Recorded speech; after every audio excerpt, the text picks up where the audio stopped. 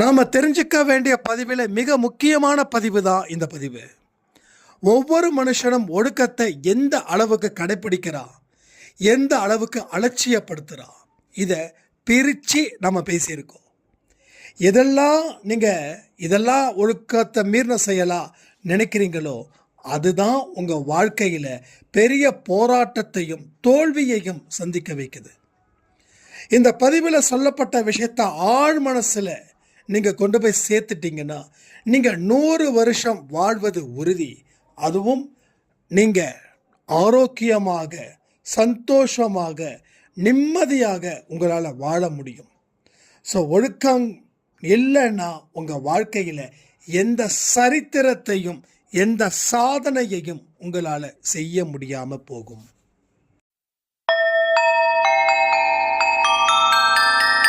ஓம் சாயிரா சாயிரா, ஓம் சாயிரா சாயிரா, ஓம் சாயிரா சாயிரா, அன்பே சாயிரா, பேரன்பே சாயிரா, அகிலம் தளிக்க ஆத்மா விழிக்க அனுதினம் சாயிரா, எங்கள் அன்பே சாயிரா.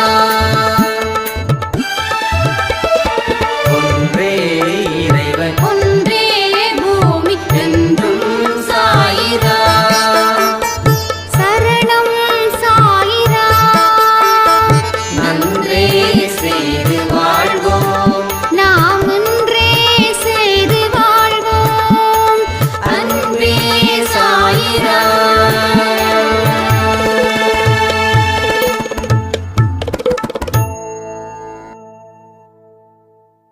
சாயிரா.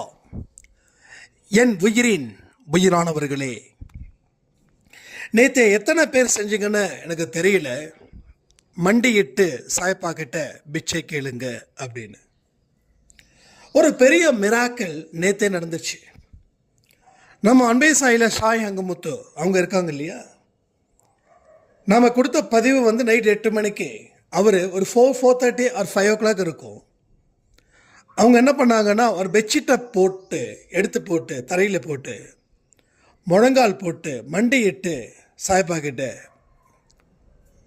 அந்த மாதிரி வார்த்தைகளை கேட்டிருக்காங்க. 8 மணிக்கு பதிவை பார்த்துட்டு அவர் அலறி அடிச்சுக்கிட்டு, அண்ணா நான் இத்தனை நாள் அந்த மாதிரி பண்ணணும்னு நினச்சதே இல்லை, ஏன் பண்ணணும்னு எனக்கு தெரியல, ஆனால் பண்ண 5 மணிக்கு நீங்கள் 8 மணி பதிவில் சொல்லும்போது எனக்கு உண்மையிலேயே உடம்பு ரொம்ப மெய்சில் இருக்குது, அந்த மெய்சிலிருப்போட தான் அந்த பதிவை நான் ஆடியோ கொடுக்குறேன் உங்களுக்கு அப்படின்னாங்க. அது மட்டும் இல்லாமல் இன்னொரு விஷயமும், சாய்ப்பாவோட ஃபோட்டோ யாரோ ஒரு நல்ல மனசு படைத்தவங்க, நீ என் குடும்பத்துக்கு எந்த உதவியும் செய்யலை, அதனால் உன்னை தள்ளி வச்சுட்டு அப்படின்னு சொல்லி வீட்டை விட்டு வெளில வச்சுட்டாங்க சாய்ப்பாவை. இவர் அந்த வழியில் போயிருக்காரு.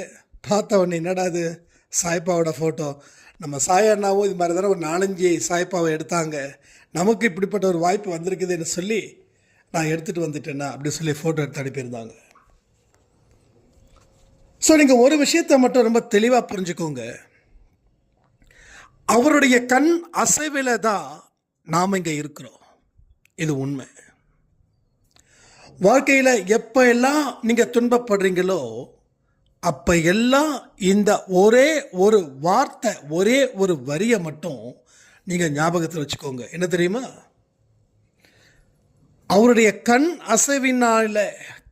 அசைவின்படி தான் நான் வாழ்ந்துக்கிட்டு இருக்கேன். இதில் இன்பம் வந்தாலும் துன்பம் வந்தாலும் ரெண்டுமே ஒரே கணக்கு தான் அன்பே சாய் குடும்பத்தில் இருக்கக்கூடிய குழந்தைகளுக்கு. இங்கே துன்பம் வந்தால் பதறி அடிக்கக்கூடியவர்கள் அன்பே சாய் குடும்பத்தில் இல்லை. இன்பமும் துன்பமும் எனக்கு ஒன்றே. உங்களால் சொல்ல முடியுமா? அந்த கெத்து, அந்த தலைகணம் கூட உங்களுக்கு இருக்கிறது தப்பே கிடையாது. தலைகணம் இதுக்கு இருக்கிறது தப்பே கிடையாது.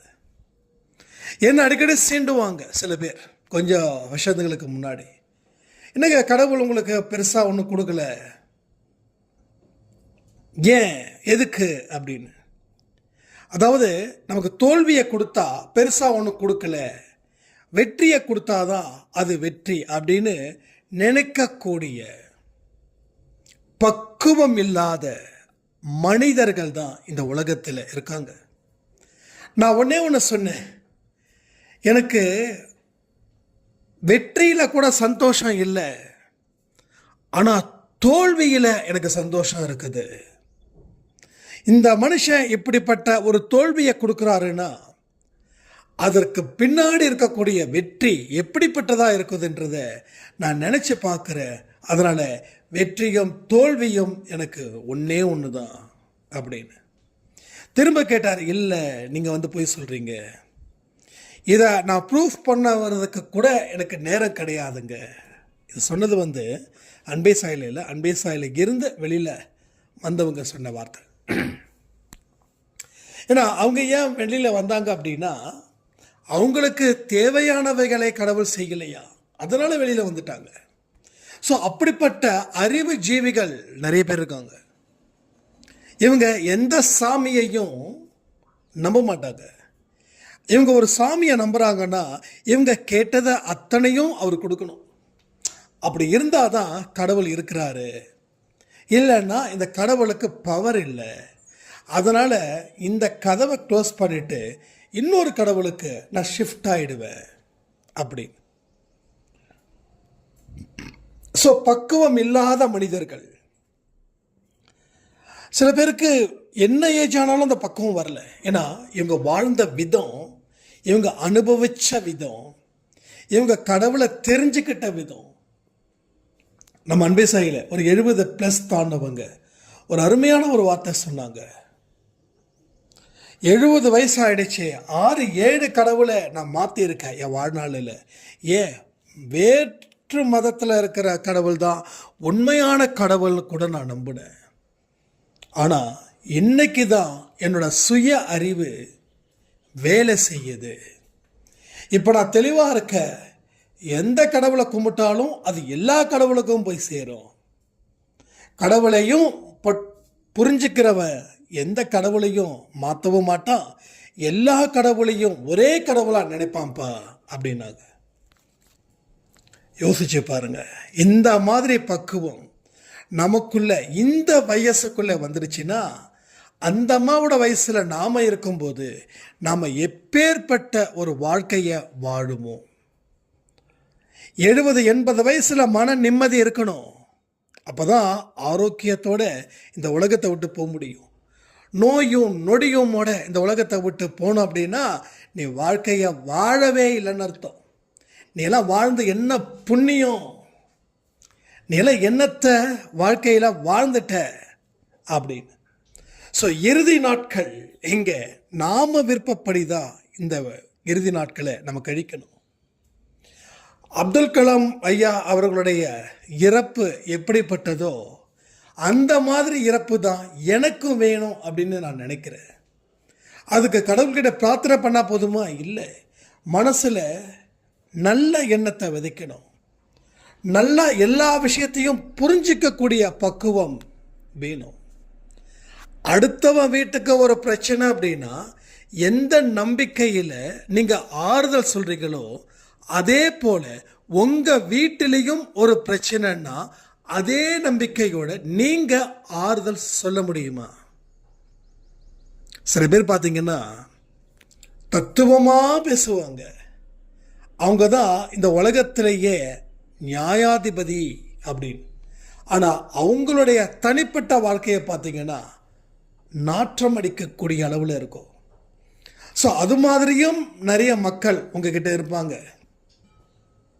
எத்தனையோ பேர் உங்களுக்கு அட்வைஸ் மழையாக படுவாங்க.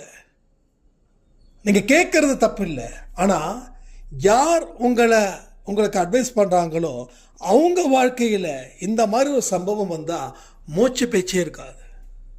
ஸோ அப்படி தான் இன்றைக்கி எல்லா மனிதர்களும் அடுத்தவர்களையும் தன்னையும் ஏமாற்றி கொண்டு திரிகிறார்கள். நான் அடிக்கடி சொல்லக்கூடிய வார்த்தை ஒன்றே ஒன்று மறுபடியும் ரிப்பீட் பண்ணுறேன். தேவையானவைகளை மட்டுமே பார்க்கணும், தேவையானதுக்கு மட்டுமே செலவு பண்ணணும். அன்வான்டான விஷயங்கள் செய்யும்போது நீங்கள் உங்களுக்கு தேவையான அத்தனையுமே நீங்கள் இழப்பீர்கள். ஏதோ ஒரு விஷயம் படித்த தேவையில்லாததுக்கு செலவு பண்ணா தேவையானவைய நம்ம வித்துடுவோம்னு சொல்றாங்க. ஸோ இங்க இதுதான் நடக்குது. அப்போ தேவையானவைக்கு செலவு, தேவையில்லாததுக்கு செலவு பண்ணா தேவையானவைய நம்ம வித்துருவோம். அதே போல தேவையில்லாத நேரத்தை தேவையில்லாததுக்கு செலவு பண்ணா நமக்கு தேவைப்படக்கூடிய நேரம் நம்மளை விட்டுட்டு போயிடும். புரியுதா? ஸோ வாழ்க்கையில் எல்லாத்தையும் சரியான முறையில், உண்மையான முறையில் ஆழமாக புரிஞ்சுக்கணும்.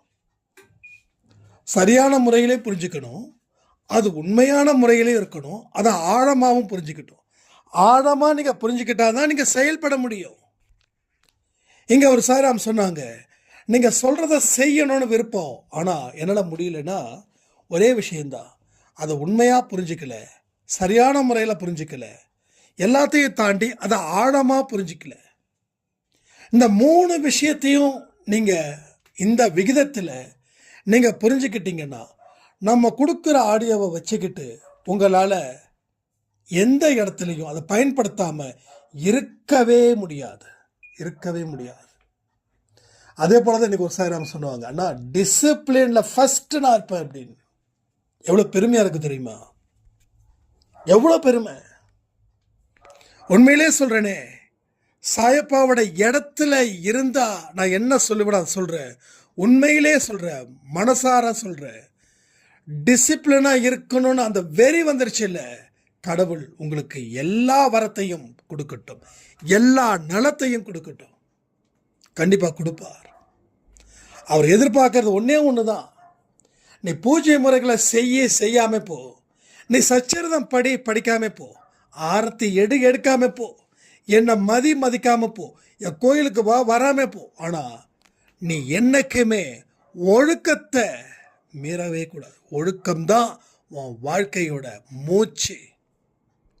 ஆனால் இன்னைக்கு அந்த ஒழுக்கம் என்ன விலைன்னு கேட்குற அளவில் இன்னைக்கு அந்த ஒழுக்கம் இருக்குது. அந்த ஒழுக்கம் அவ்வளவு புரியாத பாஷையில் போயிடுச்சு. இன்னும் கொஞ்ச நாள் இல்லை, இந்த ஒழுக்கம் அப்படின்னா அந்த வார்த்தை இருக்குமான்னு தெரியாது. இங்கிலீஷில் டிசிப்ளின் அப்படின்னா அந்த வார்த்தை இருக்குமான்னு தெரியாது. ஏன்னா அந்த வார்த்தை யாருக்குமே சொந்தம் கொண்டாடாத மாதிரி போயிடும். அப்போ ஒழுக்கம் இல்லாதவர்களுடைய வீட்டில் கடவுள் எப்படி உள்ள நுழைய முடியும்?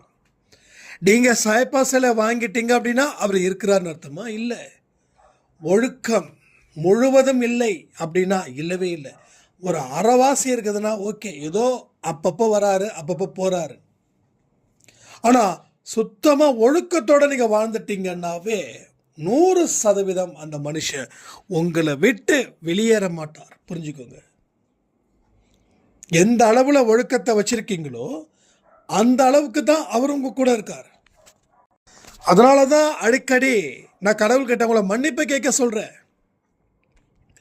அந்த மன்னிப்பு கூட ஆழமாக கேட்கணும், அர்த்தத்தோடு கேட்கணும். கடவுளே, நான் செய்யக்கூடிய செயலுக்கு மன்னிச்சிடு. ஏதோ ஒரு மன்னிப்பா? யாருக்கு அதில் பூ சுத்துறீங்க? சத்தியமாக அது மன்னிப்பு கிடையாது. இந்த ரோட்டில் போகும்போது சும்மா சாமி கும்பிட்டு போகிறாங்களே, அவங்களாம் கடவுள் ஆசீர்வதிச்சிருவார் நினைக்கிறீங்களா? ஆசீர்வதிப்பார், நான் இல்லைன்னு சொல்லலை. அதுக்காக போகாமல் அந்த வழியாக போகிறோம், சாமி கும்பிட்றோம், ஓகே. சில நேரத்தில் நின்று நிதானமாக கூட கும்பிட முடியல, சும்மா ஜஸ்ட் ஒரு ஃபார்மாலிட்டிக்காக. அது ஒரு ஆத்ம திருப்தி, அவ்வளோதான். ஆனால் அந்த கோயில் இருக்குது, அங்கே போய் இறங்கி நின்று சாமியை கும்பிட்டுட்டு போவோம். அந்த ஒரு தாட் இருந்தால் அவங்களுக்கு எப்படிப்பட்ட ஒரு பிளெஸ்ஸிங் கிடைக்கும், இதெல்லாம் யோசிச்சு பாருங்கள். அப்போ மன்னிப்பு கூட ஒரு ஃபார்மாலிட்டிக்காக நம்ம கேட்குறோம். அது உடம்புல ஒட்டல, மனசில் ஒட்டல, புத்தியில் ஒட்டல, எண்ணத்தில் ஒட்டல, செயலில் ஒட்டல, சொல்லல கூட ஒட்டல. நீங்கள் என்னைக்கு ஆழமான ஒரு பிரார்த்தனைகள் மூலமாக ஒரு மன்னிப்பை கேட்குறீங்களோ அன்னைக்கு அது ஐம்புலன்களிலும் ஒட்டும். நம்ம சாப்பிட்ற சாப்பாடு வயிற்றில் போய் நின்னாதான் எனர்ஜி. சாப்பிட்ட உடனே சில பேருக்கு மோஷன் வரும். ஒன்றும் இல்லை, ஒரு விஷயத்தை நான் சொல்லி ஆகணும். ஒரு 40-45 ஏஜில் ஒரு காலேஜில் ஒரு ப்ரொஃபஸர், மெடிக்கல் காலேஜ், அந்த ப்ரொஃபஸராக இருக்காங்க. கிட்டத்தட்ட 75 to 80 கிலோ இருந்தவர், 70 இருந்து 80 கிலோ. நான் பார்த்தேன் 2-3 வருஷத்துக்கு முன்னாடி. அதுக்கப்புறம் விஷ்ணு சாய்ராம் வந்து நான் இல்லாதப்போ கஸ்டமர் வரும்போது சொல்லுவார், அவர் ரொம்ப இழைச்சி போயிட்டார். திடீர்னு வந்து அவர் நிறைய இந்த ஃபாஸ்ட் ஃபுட்டில் போயிட்டு ரெகுலராக பிரியாணி அது இதுன்னு சாப்பிட்டு உடம்புல இருக்கக்கூடிய ஆர்கன்ஸ் எல்லாமே கெட்டு போயிடுச்சு. அதனால் என்ன சாப்பிட்டாலும் அடுத்த நிமிஷமே அவருக்கு மோஷனாக போயிடும். இப்போது சாப்பாடு உடம்புல நிற்கிறதால தான் நாம் இப்படி நிற்கிறோம். சாப்பாடு உடம்புல நிற்கலைன்னா என்ன ஆகும் யோசிச்சு பாருங்க. ஒரு தண்ணி குடித்தா கூட அடுத்த நிமிஷம் அவருக்கு வெளியில் வந்துடுது. என்ன தடவை உணவுக சாப்பிட்டாலும் சரி அடுத்த நிமிஷம் மோஷன் ஆகிடுது. அப்புறம் சமீபத்தில் ஏதோ ஒரு விஷயத்தில் அவரை நான் மீட் பண்ண வேண்டிய ஒரு சுச்சுவேஷன். அப்போ வந்து நானும் விஷ்ணு சாய்ராமும் போகிறோம். விஷ்ணு சாய்ராம் எங்கே வந்துட்டு இன்னும் வரலையா, அவர் லேட் ஆகுதுரா அப்படின்ற. ஐயோ நிற்கிறாரு பாருங்க, அவரு தான் அவன்ட்டு. யார் இவரா? அவர் நம்ம சிரிக்கிறாரு. எனக்கு ஆச்சரியம். கிட்டத்தட்ட 5 அடி 5.5 அடியில் இருந்தவர் 4.5 அடி இருக்கிறது போல். அவரோட வெயிட் என்ன தெரியுமா? 45 to 50 கிலோ. 80 கிலோவில் இருந்தவரை 50 கிலோக்குள்ளே குறைஞ்சிட்டார். அவரை பார்க்கும்போது என்னால் அவர்கிட்ட சிரித்து கூட பேச முடியல.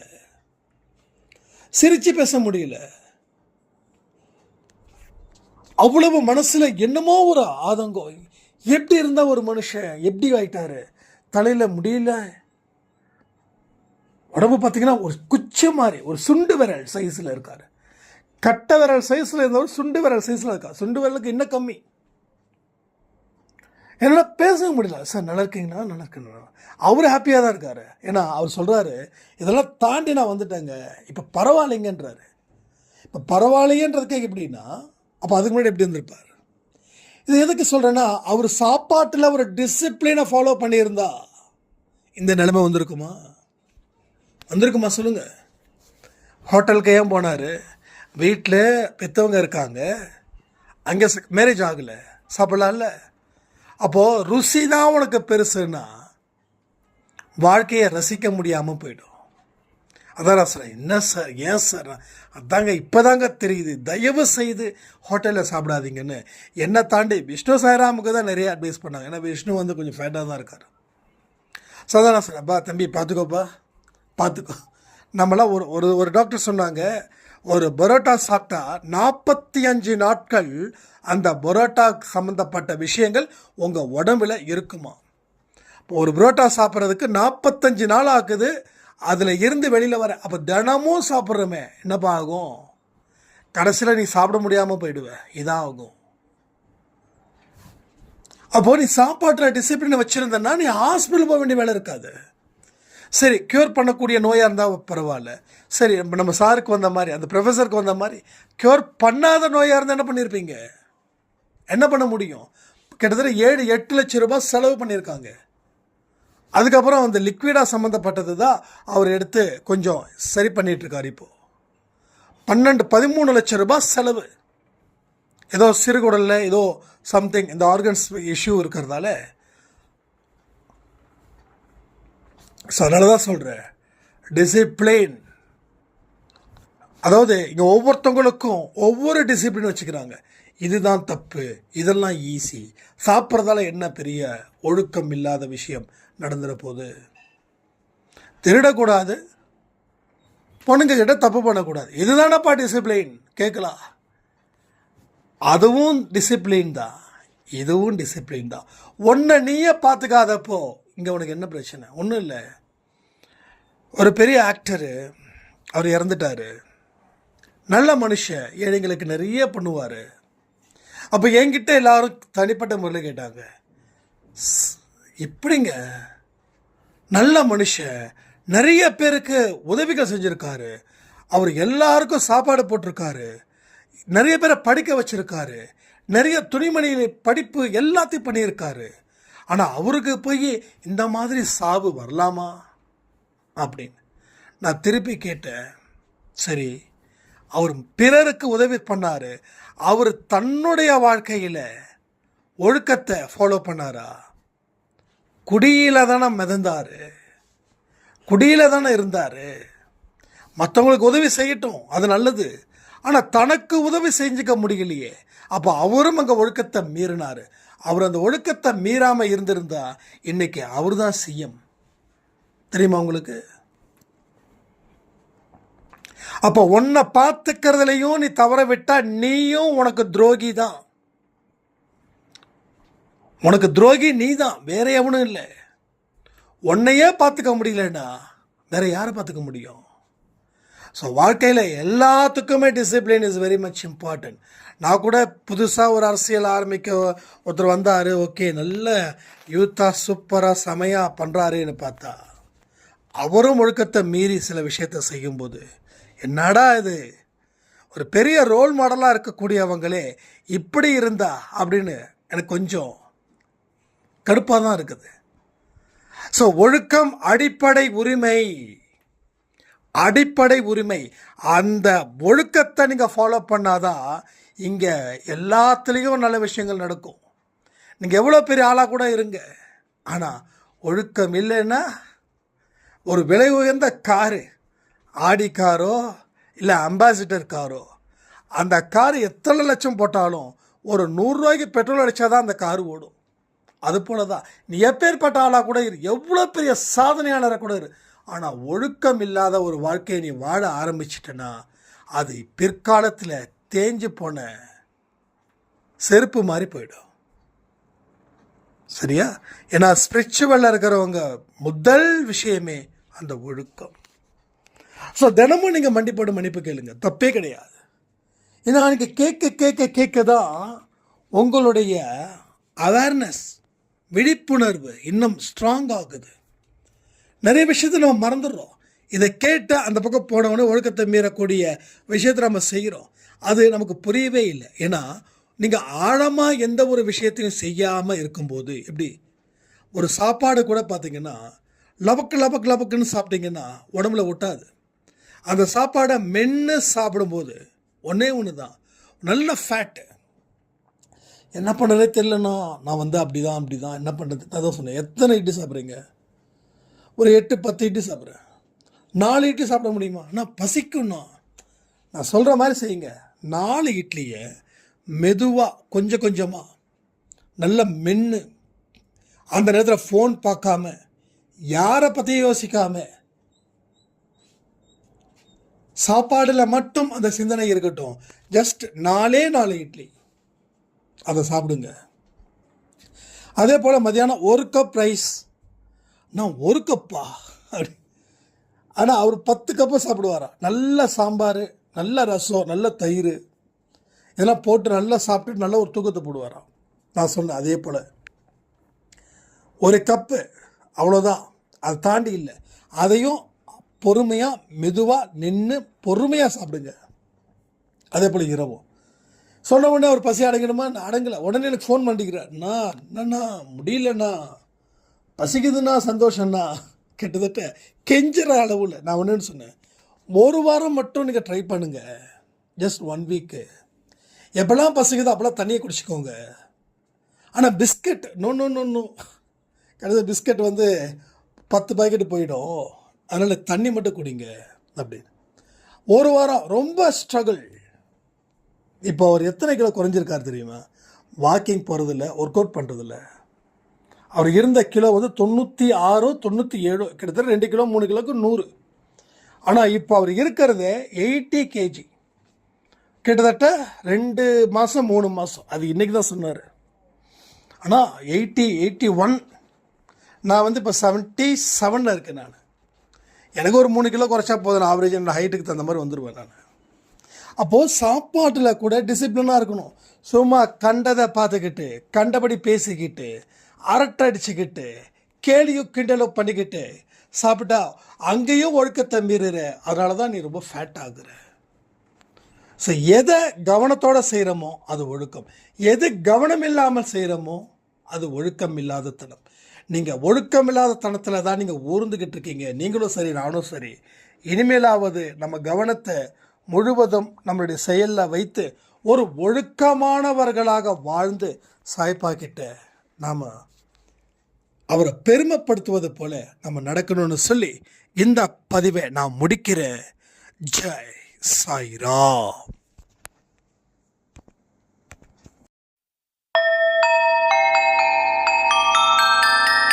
ஓம் சாயிரா.